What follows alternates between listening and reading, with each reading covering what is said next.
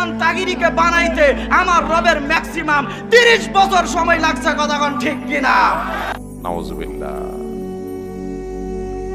ইন্নামা আরাদা শাইআন আন ইয়াকুলা লাহু কুন ফায়াকুন।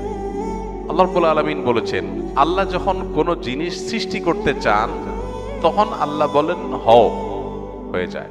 আল্লাহ শুধু কুন বলেন, কুন মানে হও, হয়ে যায়।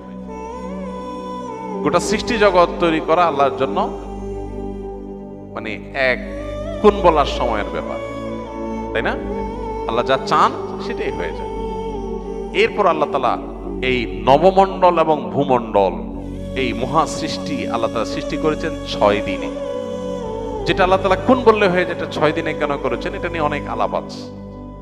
আল্লাহ তাআলা আগে একটা সৃষ্টি করেছেন, পরে একটা সৃষ্টি করেছেন। এখানে মানুষকে কাজের ধারাবাহিকতা, প্রত্যেকটা কাজ করার ক্ষেত্রে একটা সিস্টেমিক্যাল ওয়ে অবলম্বন করা, একটা ধারাবাহিকতা মেনটেন করা, কোনটা আগে কোনটা পরে, সেই শৃঙ্খলা রক্ষা করে কাজ করা, এটার শিক্ষা দেওয়ার জন্য আল্লাহ তাআলা এই সময় নিয়েছেন। কিন্তু আল্লাহ তাআলা সময়ের প্রয়োজন নাই। যেখানে কোরআনে আল্লাহ তাআলা বলেছেন যে এই মহাসৃষ্টি নবমণ্ডল ভূমণ্ডল সৃষ্টি করেছেন আল্লাহ তাআলা 6 দিনে, সেখানে এক বক্তা সৃষ্টি করছে আল্লাহ 30 বছর লাগছে। আল্লাহর শানে এই ধরনের কথা বলা ঈমান যাওয়ার মতো বেয়াদবি, ভয়ঙ্কর কথা।